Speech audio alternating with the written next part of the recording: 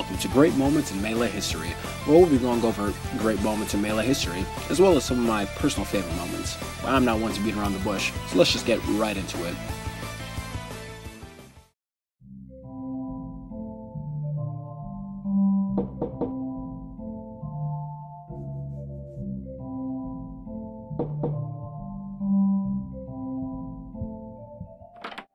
October 5th, 2014, The Big House Part 4. Loser side at top 8. Lucky's facing off against his SoCal rival, Westballs. He will soon perform one of my favorite Melee moments of all time. But before we get to that, let's rewind a bit. If you didn't already know, Westballs and Lucky have a story past with one another, and 2014 might have just been the height of that beef. And Westballs was drinking, and everyone got shots, and Westballs said, "Joey's right here," and I'm Westballs, and he's like, "Oh, cheers to me, I won the tournament." And he goes to clink with Joey. And then that day, the rivalry was born. Joey did not want to clink to that. And now it's going to be back and forth for the rest of our lives. Weston narrowly beat Joey at Pat's House 2 earlier that year. And a few months later at Kings of Cali 4, Joey responded by 3-0ing Westballs in less than 10 minutes, looking like the grand finals of Genesis 4. Wow. Come on. Down throw, up tilt, taunt. Come on. Westball shakes his hand, looking very disappointed. Westballs doesn't even show emotion. He just kind of. Yeah, I guess that I'm just assuming he's disappointed. He's just kind of like, well, there goes my tournament. This brings us to the Big House 4, where thus far, Lucky has been making somewhat of a loser's run. After losing to Keizu, who was then powered up by his hometown crowd, he ended up beating DJ Nintendo, Cobalt, and most impressively Hungrybox 3-1, which is a pretty big upset at the time. Joe, he's and Hungry. Is that it? Oh my God! The pop off! Lucky does Lucky it! never pops off.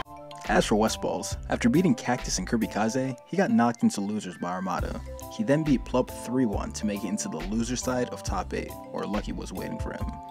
Or I'm not actually sure who was waiting for who, but you know what I mean. Killed himself, yeah. Oh, that's it. Dude, I feel like Plup That's did. a heartbreaker.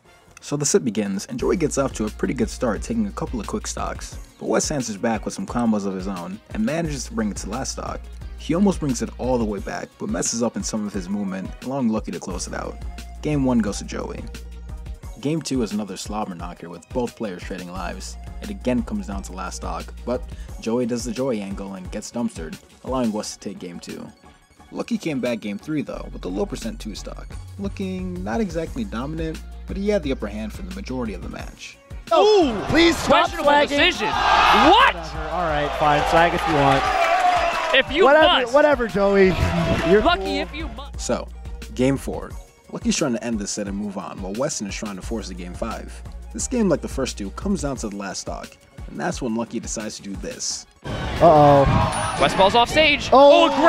Great cancel. Oh, Nice. the shorten. There it is. Oh my God! Yeah. We've all seen this play like 1,000 times, but that doesn't mean that it's not great.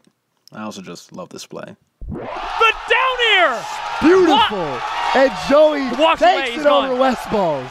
So Joey had Westballs on the ropes, but West does an amazing ledge cancel bear to send him off the stage. It's actually the same ledge cancel bear he would use next year to beat Joey at the Big House Part 5, but that's a story for another time.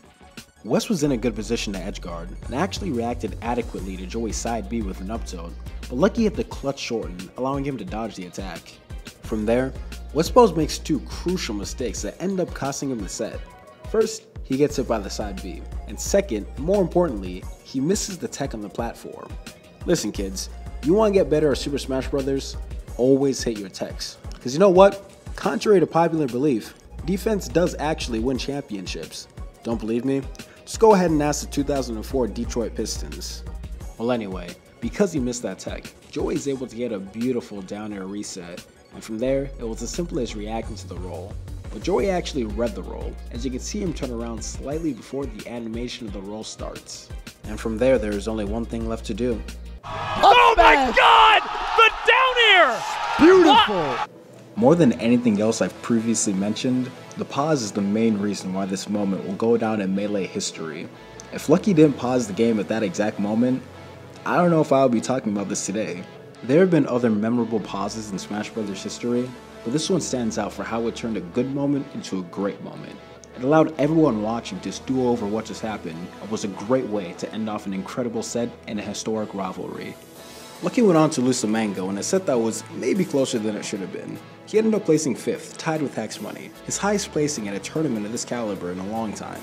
Lucky has gone on to do other great things in his Melee career, some of which I might cover in later installments, but what he did on this day in October of 2014 will live on forever, and is definitely deserving of being called a great moment in Melee history. Thanks for watching.